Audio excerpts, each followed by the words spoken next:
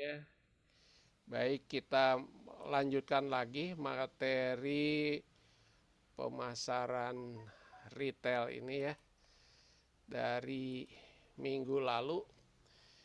Minggu ini atau hari ini kita akan membicarakan mengenai maintenance supplier, ya,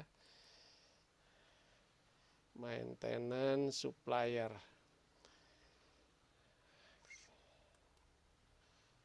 Oke, oke, ya. Jadi ini supplier atau vendor ini di dalam bisnis ini menjadi kunci, ya, menjadi kunci kita bisa memperoleh atau mempunyai apa bersaing dengan pesaing, ya. Kalau kita punya vendor atau supplier yang komit dengan kita, yang punya komitmen dengan perusahaan di dalam menyediakan barang dagangan. Karena supplier atau vendor ini adalah orang atau lembaga yang menyalurkan atau memasarkan suatu barang atau produk tertentu di dalam jangka waktu tertentu. Jadi supplier atau vendor ini merupakan mitra di dalam bisnis kita, ya, mitra di dalam melaksanakan strategi bisnis perusahaan. Ya, memang mengelola supplier itu tidak mudah, ya, karena nyangkut mengenai kemarin sudah kita bicarakan dalam negosiasi. Karena apa? Karena supplier kan bukan bagian dari perusahaan, tapi adalah perusahaan lain yang memasok atau kerjasama atau mitra dengan kita. Nah, oleh karena itu maka kita harus hati-hati, ya. Walaupun mungkin kemarin sudah kita bicarakan bahwa ini mereka dengan cara seleksi, ya, dengan cara tender. Akan tetapi kalau mereka tidak komitmen dengan perjanjian kita, bisa mengakibatkan bisnis kita eh, rugi, ya, bahkan mungkin bisa hancur. Karena mereka akan menyediakan bahan baku atau barang dagangan secara kuantitas maupun kualitas sesuai dengan persyaratan yang ditandatangani di dalam perjanjian, ya. Kalau sudah sesuai, ya itu bagus, bahkan mungkin kalau memberikan apa namanya itu kualitas dan kuantitas yang melebihi apa yang diharapkan. Tetapi kalau tidak komit, maka bisa mengakibatkan jauhnya bisa bangkrut kita, ya. Nah, oleh karena itu pemilihan supplier harus hati-hati karena mereka dapat memberikan dampak yang sangat positif terhadap perusahaan, ya, dan juga bisa sangat merugikan kepada perusahaan secara keseluruhan. Maka dari suatu perusahaan harus mempunyai hubungan yang baik, ya, hubungan relationship yang saling menguntungkan dengan supplier ini. Hubungan pemasok dengan perusahaan itu kita kenal dengan istilah supplier relationship management. Jadi hubungan yang harmonis, yang kesetaraan antara perusahaan dengan pemasok. Karena ini ke belakang, ya, ke hulu, ya, ke hulu pemasok ini. Pemasok ini adalah ke hulu. Jadi kalau ke hilir juga sama, ya, kita harus mempunyai hubungan yang baik, ya. Eh, ke ke apa namanya itu ke hulu ini supplier relationship management, atau bahasa lainnya adalah supply chain management, gitu. Oke, nah pertimbangan di dalam pemilihan supplier ini, jadi kita harus benar-benar mempertimbangkan supplier itu dari jenis usaha dan kategori produknya, apakah sesuai dengan bisnis retail yang kita jalankan. Yang kedua, bagaimana mereka memperoleh materialnya, ya, cara memperoleh materialnya. Karena supplier itu adalah perusahaan yang mengolah bahan baku menjadi barang jadi, ya. Apakah memperhatikan mengenai keselamatan lingkungan misalnya, ataukah mereka merusak lingkungan. Nah, itu juga harus menjadi perhatian. Kapasitas produksi dan jenis peralatan yang mereka miliki juga, ya, jadi kapasitasnya harus sesuai dengan apa yang kita inginkan. Kalau kita kebutuhannya misalnya 100 unit, sementara supplier atau vendor itu hanya 10 unit, misalnya, kan tidak memadai ya. Sistem pengendalian proses produksi ini juga mengenai quality controlnya, quality managementnya, ya, status perusahaannya, ya, struktur organis perusahaannya. Karena nanti yang harus MOU, ya, MOA juga dengan kita itu karena nanti siapa pejabat yang kontraknya. Bahkan nilai aset atau mungkin sertifikasi ISO, ya, sistem pengendalian mutu, bisa juga kita memerlukan referensi perusahaan yang sudah menjadi pelanggan mereka. Jadi memilih supplier itu tidak sederhana, ya, karena efeknya tadi jangka panjang, ya, jangka pendeknya mungkin kalau tidak komitmen dan suppliernya tidak bagus, kemungkinan kita bisa collab, bisa rusak. Bahkan mungkin reputasi perusahaan juga bisa jelek, ya. Jadi penyedia produk atau barang dagangan ini harus reputasinya bagus juga. Strategi supplier relationship management ini ada dua bagian. Pertama, strategi supply management, memastikan perusahaan mempunyai supplier yang baik dari segi kinerja dan perusahaan membayar harga yang terbaik. Jadi pertama, kinerjanya bagus dan perusahaan harus membayar dengan harga yang terbaik. Yang kedua, supply chain collaboration. Jadi mengizinkan perusahaan untuk berbagi informasi dengan suppliernya secara real time, memotong biaya material, meminimasi persediaan, dan mengurangi kekurangan barang. Ini sudah banyak sekarang ini, supply chain collaboration ini. Bahkan stok ini sudah terbuka bagi supplier. Contohnya PT Unilever misalnya. PT Unilever sebagai supplier ke toko-toko, misalnya ke toko, sebutlah satu toko X yang menyediakan toiletries, itu sekarang persyaratannya harus mau terbuka, gitu ya, mau terbuka mengenai persediaan produk, ya, karena produk semacam sabun mandi misalnya itu kan wilayah pemasarannya itu bisa beda-beda, ya. Bisa beda-beda, misalnya untuk wilayah pemasaran Kota Bandung dan sekitarnya, misalnya ada daerah mana itu punya kode tersendiri. Stoknya harus bisa ini. PT Unilever itu bisa ngontrol stok di suatu toko X di Bandung misalnya dengan diketahui oleh kantor pemasaran. Itu juga contoh SPBU misalnya. SPBU itu kantor pemasaran PT Pertamina sebagai pemasok bahan bakar ke SPBU. SPBU itu mengetahui berapa stok yang ada di SPBU. Jet misalnya di Jalan Wastu Kencana, ya, berapa level stoknya untuk solar, untuk bensin misalnya Pertamax dan sebagainya itu. Ya, makanya sekarang ini relatif misalnya BBM itu khususnya di Kota Bandung, saya nggak begitu tahu di luar kota, itu jarang sekali sekarang ditutup misalnya karena pengiriman belum ada, gitu ya. Jadi selalu ini karena memang pemesanannya levelnya pada level berapa ini harus melakukan reorder point lagi pada titik berapa, kan, gitu ya, sehingga nanti stok itu akan meningkat lagi ke atas itu.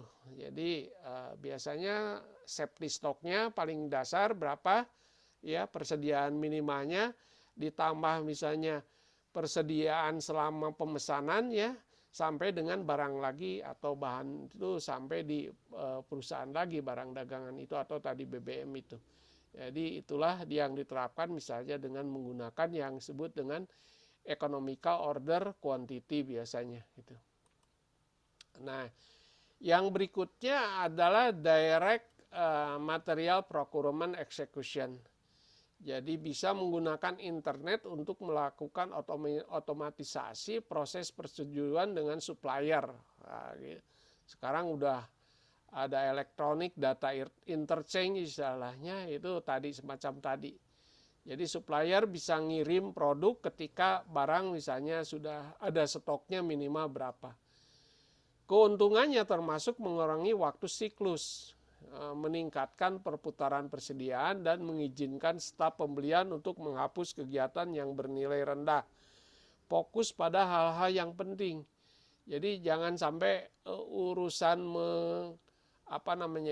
pemesanan jadi menjadi urusan yang tidak terlalu penting sebenarnya. Karena apa? Karena tadi contoh PT Pertamina, kantor pemasaran Pertamina sudah tahu nih di SPBU X ini stoknya ini. Dengan demikian dia akan mengirimkan, kami akan mengirimkan dropping lagi misalnya. Nah, ya, direct material procurement execution ini dengan secara otomatis gitu ya, menggunakan EDI misalnya, electronic data interchange. Nah, penilaian supplier yang baik itu nilainya levelnya adalah 90% sampai 100% gitu ya. Ini service levelnya. Jadi kalau di bawah itu ya kurang baik gitu, 80 atau 89 gitu ya. Yang kedua harus tepat waktu sesuai. Jadi harus benar-benar diprediksi kalau misalnya ada kemacetan, ini harus diperhitungkan perkiraan kemacetannya berapa lama. Karena faktor alam juga ya, faktor lingkungan bisa terjadi mengakibatkan keterlambatan pengiriman atau sampainya barang di tempat. Dapat memenuhi order saat diperlukan dengan waktu yang cepat. Nah ini, kalau ada tambahan misalnya sekarang mau tahun baru nih, ya wah gitu ya, bisa nggak dia menambah? Atau dia, waduh nggak bisa nih, makanya untuk seasonal macam ini misalnya ya, permintaan yang seasonal, yang musiman, nah itu harus diantisipasi jauh hari gitu ya. Tahun baru misalnya, lebaran atau dan lain-lain. Untuk produk tertentu misalnya apakah returnable, bisa dikembalikan kalau terjadi kerusakan misalnya. Passion misalnya ya, atau alat-alat berat. Nah ini juga harus masuk dalam perjanjian ya. Berikutnya after sales service. Siapa yang menanggung purna jualnya? Apakah perusahaan ataukah toko gitu kan ya, supplier. Kan sering ya kalau elektronik itu misalnya si toko menyampaikan 3 bulan itu adalah after sales service dari toko misalnya. Untuk supplier atau ke agen itu 1 tahun misalnya. Nah itu jadi dituangkan di dalam perjanjian siapa yang menanggung dalam waktu 3 bulan toko misalnya kalau terjadi kerusakan. Selebihnya itu tanggungan dari si vendor atau tadi supplier tadi. Nah, perlu ada key supplier. Ya, di dalam kegiatan bisnis retail ini perlu key supplier. Jadi merupakan supplier yang sangat berperan besar dalam menyediakan barang dan hasil penjualan kita. Jadi dia pemasok utama gitu ya. Pemasok utama. Pemilihan dasarnya adalah service level. Jadi dia pada level apa dia servisnya. Segmen pasarnya gitu ya, sesuai. Penjualannya bagus misalnya. Produk itu dari sisi tren penjualannya bagus. Maka kita harus punya key supplier. Selalu turut serta di dalam program promosi penjualan ini. Kan ya, promosi itu ada yang diselenggarakan oleh supplier, ada yang diselenggarakan oleh toko gitu ya. Nah ini biasanya. Bahkan ada supplier misalnya ikut serta yang diselenggarakan oleh toko misalnya. Karena promosi penjualan itu sifatnya kan untuk menarik ya. Sifatnya adalah untuk menarik. pull, menarik konsumen supaya konsumen melakukan pembelian ke toko gitu ya. Ini kompensasi apa yang diberikan kita kepada key supplier ini? Untuk beberapa key supplier biasanya pihak perusahaan akan memberikan privilege ya, keistimewaan tertentu nih. Privilege-nya apa? Tadi harus diberikan dalam bentuk apa? Apakah display misalnya? Wah, display kita tempatkan di tempat yang lebih mudah gitu ya terlihat. Ataukah dalam bentuk apa privilege kita? Atau tadi ya stok kita bisa diketahui oleh si supplier tadi. Informasi data intern biasanya menyangkut penjualan service level produk pada segmen akan diberikan kepada key supplier. Nah ini ya keistimewaannya. Adanya kemudahan bagi key supplier dalam melakukan program promosi. Nah ini juga ya, karena si vendor ya yang sudah menjadi key supplier ini dia mau melakukan promosi ya, apa sales promotion misalnya berbentuk potongan harga ataukah pengenalan produk baru gitu ya. Nah itu harus terbuka, harus bisa ya leluasa kerjasama dengan toko gitu ya. Keuntungan supplier relationship management, keuntungan yang dapat diperoleh adalah biaya yang lebih rendah, kualitas yang lebih tinggi, dan peramalan yang lebih baik dalam suatu kerangka hubungan yang menguntungkan kedua belah pihak. Ini ya dari sisi biaya, dari sisi kualitas, dari sisi prediksi atau forecast kedatangan produk, kedatangan pengiriman barang gitu ya. Kalau kita sudah punya hubungan yang baik dengan supplier tadi, dengan vendor itu. Makanya kan ini efeknya kalau kita cari lagi supplier yang baru, tentu biaya untuk seleksi supplier juga perlu. Yang kedua misalnya kalau supplier kita misalnya tidak komitmen dengan kualitas juga bisa mengakibatkan kerugian. Yang ketiga bisa juga menyangkut peramalan kedatangan barang dagangan lebih mudah. Nah, sehingga kedua belah pihak saling menguntungkan. Karena kita butuh barang dagangan, ya supplier juga atau vendor itu barangnya harus habis kan gitu ya. Ya, barangnya harus habis, harus terjual gitu ya. Nah, itu tidak mungkin ya, harus menjadi outcome gitu ya. Masa memproduksi terus tapi tidak menjadi outcome gitu ya, bukan hanya menjadi output. Bu Gita, Bu Cucup, ini contoh bagaimana informasi data yang diperoleh dari produk-produk ini. Ada yang 41%, 36%, 11%, 8%, 4% ini.